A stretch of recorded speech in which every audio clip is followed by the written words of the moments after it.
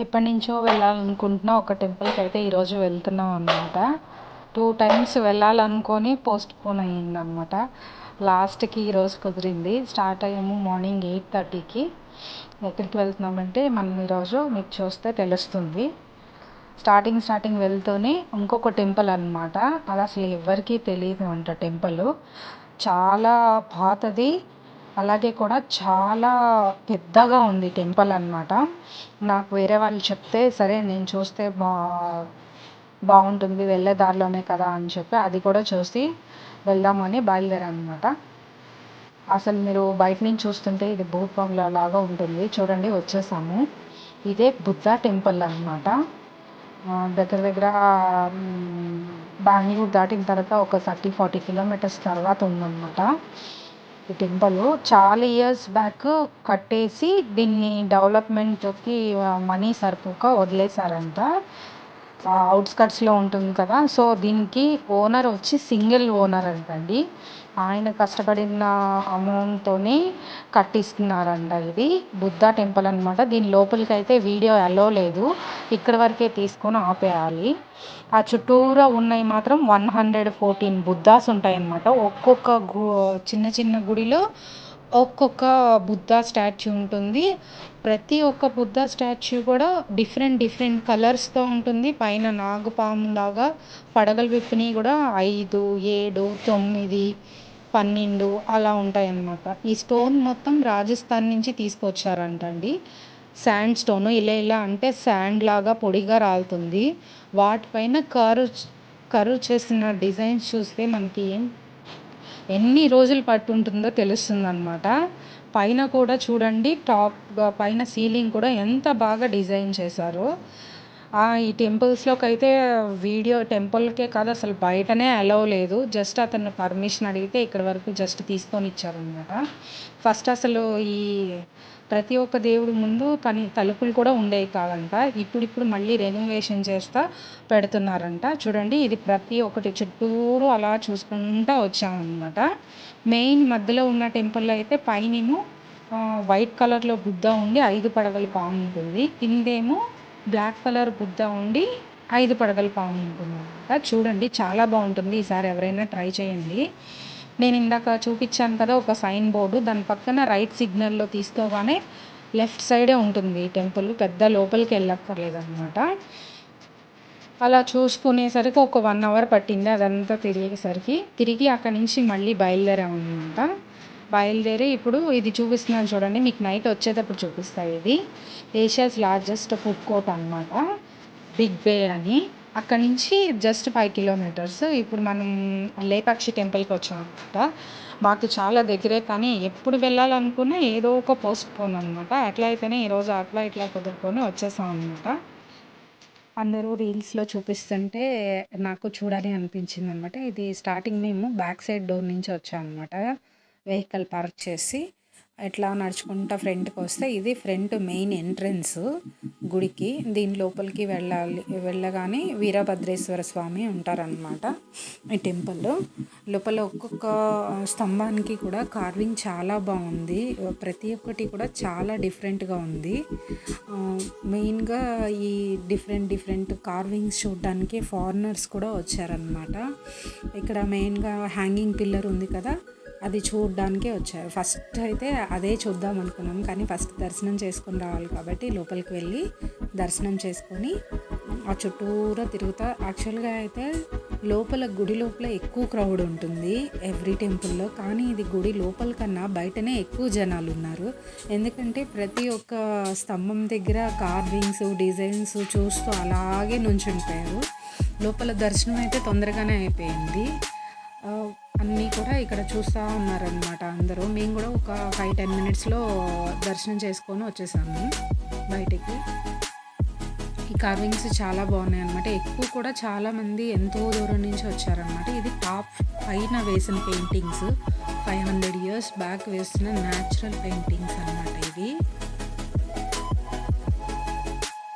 నేను ఎటు తిప్పి చూపించాలో కొన్ని పోయింది అప్పటికే. అది రామ్ పరివారం లాగా ఉంది. చూడండి, ఇదే హ్యాంగింగ్ పిల్లర్ అనమాట. అన్ని స్తంభాలు ఒక డిజైన్స్తో ఉంటాయి. ఈ హ్యాంగింగ్ పిల్లర్ మాత్రం వేరేగా ఉంది డిజైను. దీని కింద అలా చున్నీ ఉంటే అది పెట్టి లాగారనమాట. ఒక 3 సైడ్స్ వరకు మూవ్ అయింది కానీ ఒక సైడ్ అయితే మూవ్ అవ్వలేదు. ఎందుకంటే బ్రిటిష్ కాలంలో దీన్ని చెక్కింగ్‌కి వచ్చినప్పుడు బ్రిటిషర్స్ దాన్ని ఇట్లా కదిపారంట చూడ్డానికి. కదపగానే గుడి మొత్తం క్రాక్స్ వచ్చేసిందంట. అందుకని అది ఒక సైడ్‌కి అంటుకుపోయింది. వాలిపోయినట్లు అయిపోయిందంట. అందుకనేసి మొత్తం టెంపుల్ అంతా క్రాక్స్ రావడంతో దాన్ని ఇంకా వదిలేసేసి వెళ్ళిపోయారంట. అందుకని 3 సైడ్స్ మాత్రమే వస్తుంది. సేమ్ అలాంటి పిల్లరే అలాంటి డిజైన్‌తోనే పక్కన ఇంకొకటి కూడా ఉంది. ఈ 2 మాత్రం సేమ్ ఒకే డిజైన్‌తో చెక్కున్నాయన్నమాట. అది కింద పూర్తిగా ఆనకపోయింది. ఇవన్నీ కూడా సింగిల్ స్టోన్ కార్వింగ్స్ అన్నమాట. నుంచి ఫస్ట్ ఎంట్రన్స్ అవటంతోనే లెఫ్ట్ సైడ్కి వచ్చామన్నమాట. దర్శనం చేసుకొని లెఫ్ట్ సైడ్కి దిగగానే ఇట్లా మండపం ఉంది. మండపం నుంచి ఇలా పెద్ద గోడ ఉంది. దాని పక్క నుంచి వెళ్తే అందరూ మెయిన్గా చూపించే శివుడి పైన ఉండే నాగపాము ఉంటుంది కదా, అది ఉంటుందన్నమాట. ఈ మండపంలో ఫుల్ నడుచుకుంటా అది వెళ్తే కరెక్ట్గా టెంపుల్కి బ్యాక్ సైడ్లో వస్తుంది. పెద్ద బండరాయి ఉంది కదా, దాని పక్క నుంచి చూడండి. ఇదే దీని ముందు ఆపోజిట్లో ఒక క్లోజ్ చేసేస్తుంది డోరు, దానికి తాళం వేసేసి ఉంటుంది. ఎందుకంటే ఇంతకు ముందు ఈ లేపాక్షి గురించి చరిత్ర తెలిసిన వాళ్ళకైతే తెలిసే ఉంటుంది. అందులో వేరే వాళ్ళు ఉండేవాళ్ళంట. అతని కొడుకులు ఇద్దరు కూడా శిల్పులు చెప్తా ఉండేవాళ్ళంట. వాళ్ళ అమ్మగారికి చెప్పారంట అన్నం వండమని. ఈలోపు వాళ్ళ అమ్మగారు అన్నం వండే లోపు ఈ శివుడి విగ్రహం అయితే చెక్కారంటండి వాళ్ళిద్దరూ. సో వాళ్ళ అమ్మగారు చూసి ఎంత బాగుంది అని అనేసరికి ఆ శివుడి విగ్రహానికి క్రాక్స్ వచ్చినాయంట. సో అందుకని ఆ శివుడి విగ్రహానికి పూజ చేయరు. అక్కడి నుంచి ఇలా కొంచెం ముందుకు వస్తే ఇది మొత్తం పెద్ద మండపం అన్నమాట. ఆ రైట్ సైడ్లోనే మండపాలు పొడవుగా ఉన్నాయన్నమాట. మనకి ఇక్కడ ఉన్నాయి చూడండి, బ్రహ్మ విష్ణు మహేశ్వరులు అంటారు కదా, వీళ్ళ ముగ్గురు నుంచుని అక్కడ ఆ కాలంలో పెళ్ళిళ్ళు జరిపినట్టు అక్కడ ఒక గైడ్ చెప్తున్నారు. అది విన్నా అన్నమాట. అట్లా వాళ్ళ స్వరూపాలు ఉండి దగ్గరుండి పెళ్లి జరిపించినట్టు పెళ్లి మండపం అన్నమాట. సగం డ్యామేజ్ అయిపోయింది, పడిపోయింది.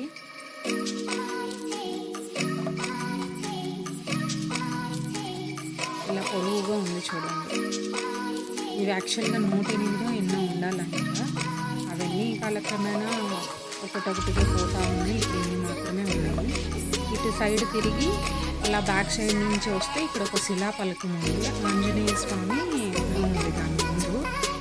చూడండి, ఇక్కడ భోజనాలు పెట్టే ప్లేట్లు అన్నమాట. ఇదివరకు రోజుల్లో భోజనం ప్లేట్లు అంటారు.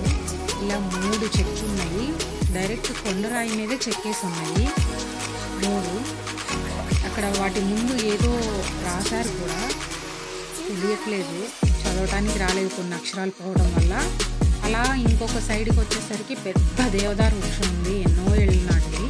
ఆ పక్కనే కూడా మనకి బిల్వపత్రం అంటారు కదా, శివుడికి పూజ చేస్తారు, ఆ వృక్షం ఉందన్నమాట. కాయలు చాలా మెలికలు. అలా తెలియసి మనము ఎంట్రన్స్ అయిన దగ్గర నుంచి లెఫ్ట్ సైడ్కి వచ్చేసి బయటకు వచ్చేటన్నమాట. బయటకు వస్తే ఇలా లెఫ్ట్ సైడ్ పోతులు నీళ్ళు పోతున్నాయని ఆడుకుంటున్నాయి అనమాట. వాటికి ఎంత తెలివో చూడండి. అది నీళ్ళు పోతున్నాయని చేయి పెట్టి అడ్డం పెట్టి మరీ నీళ్ళు తాగుతున్నాయి చల్లగా.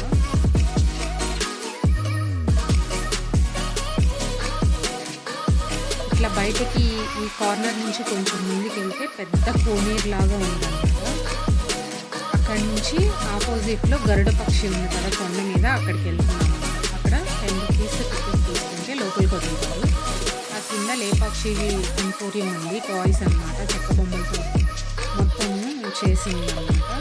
కొంచెం అలా చూసుకొని ఇప్పుడు ఆ పక్షి ఉంది కదా, ఆ పక్షి దగ్గరికి స్టెప్స్ ఎక్కి వెళ్ళాలన్నమాట.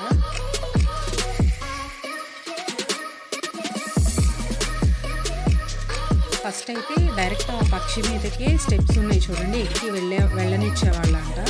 తర్వాత ఎందుకో దాన్ని క్లోజ్ చేశారు. ఆ పక్కనున్న రాయి మీదకి మాత్రమే ఇప్పుడు ఎక్కనిస్తున్నారు. కొంచెం జాగ్రత్తగా నడవాలి, ఎందుకంటే స్లిప్పరీగా ఉందన్నమాట. పైన ఏదో గుడిలాగా ఉంది కానీ లోపల విగ్రహం ఏమీ లేదు. అక్కడ ఒక పాదముద్ర ఒకటి ఉంది, అది ఎవరిదో తెలీదు. సీతమ్మ వారిది అని అంటారు. అలా రకరకాల కథలు ఉన్నాయి.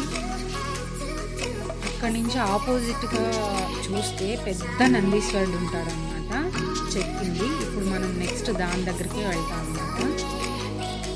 ఈ 3 అయితే లేపాక్షిలో చూడాల్సిన ప్లేసెస్ అనమాట. మెయిన్ టెంపుల్‌లో నేను కొంచెమే వీడియో తీశాను, అంతా తీయడానికి కుదరలేదు.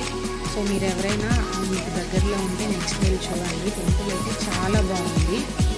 తర్వాత అక్కడి నుంచి 4:00 ఏమో అయింది బయలుదేరి. ఇందాక మీకు వెళ్ళేటప్పుడు చూపించాను కదా బిగ్ బే అని ఫుడ్ కోర్ట్, అక్కడికి వచ్చాం అనమాట 5:36కి. చాలా పెద్దగానే ఉంది కానీ అన్నీ పెద్ద పెద్దగా ఉన్నాయి. ప్లస్ హల్దీగ్రామ్స్ అని, కాఫీ మెక్డొనాల్డ్స్ అని, ఇలా అన్ని బ్రాండెడ్ మాత్రమే ఉన్నాయన్నమాట. అక్కడంతా లోకల్ ఏం లేదు. కేఎఫ్సీ అండ్ ఆ లాస్ట్లో కృతింగా రెస్టారెంట్ అని ఉంటుందన్నమాట. అక్కడైతే ఫుడ్ వెజిటేరియన్, నాన్ వెజ్ చాలా బాగుంటుంది. Fast and opens. మేమైతే అందులోనే ఫస్ట్ టైం ఎవరో చెప్పారు అని ట్రై చేసాము. అజ్పాన్ అని ఇక్కడ dry fruit and nuts shop ఉంది. సో అందులోకి వెళ్ళి కొంచెం టైం ఉంది ఇంకా డిన్నర్కి అని చెప్పి అందులో పర్చేస్ చేయడానికి వెళ్ళాము. అక్కడ డేట్స్, రకరకాల imported jams and date syrups కూడా మంచి క్వాలిటీ దొరుకుతుంది. ఇలా షాప్ చేసుకోవచ్చు. మీరు ఎవరైనా నెక్స్ట్ టైం వెళ్తే చూడండి. ఇది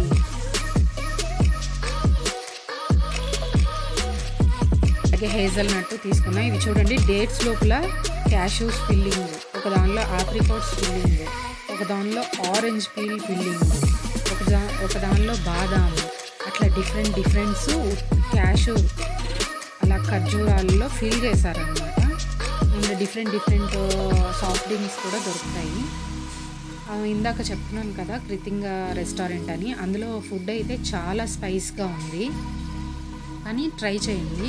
స్పెషల్ వెజ్ కాంబో కానీ నాన్ వెజ్ కాంబో కానీ ట్రై చేయండి. ఇద్దరికి సరిపోతుంది. ఈక్వల్ ఫుల్గా ఇద్దరికైతే హెవీగా ఉంటుందన్నమాట. అంత క్వాంటిటీ బాగుంది. అది చూసుకునేసరికి 7:30 అయింది. సరే అక్కడి నుంచి అని దారిలో వస్తూ ఉండగా మా అమ్మాయి చెప్పింది సద్గురు సన్నిధి ఉంది కదా అక్కడికి వెళ్దాం మమ్మీ అని. కానీ యాక్చువల్గా అది 8:00 క్లోజ్ అనమాట. మేము వెళ్ళిందేమో ఏకాదశి రోజు. సో అందరూ వచ్చేస్తూ ఉన్నారు మేము ఎంట్రన్స్ అయ్యే టైంకి. ఇంకా 15 మినిట్స్ ఉంది, 5 మినిట్స్ ఉందని ఫాస్ట్గా వచ్చాము. మేము వెళ్తూ ఉంటే అన్ని కార్లు వరుసగా వందల కొద్దీ రివర్స్లో మాకు వచ్చేస్తున్నాయి అన్నమాట. మేము ఉంటే చూద్దాము, లేకపోతే అట్లీస్ట్ బయట దాకైనా అలో చేస్తారు కదా అని వెళ్ళాము. కానీ మాలాగే కొంతమంది లేటుగా వచ్చిన వాళ్ళు ఉన్నారు. ఆ రోజు ఏకాదశి అవడంతో కింద హోమం చేశారు. అందుకని 8 తర్వాత కూడా అలో చేశారు. ఇదే చెన్నై దగ్గర కూడా ఉంది, కానీ వెళ్ళలేదు కాబట్టి ఇక్కడికైనా వెళ్దాము అని చెప్పి వెళ్ళాం అనమాట. చాలా బాగుంది.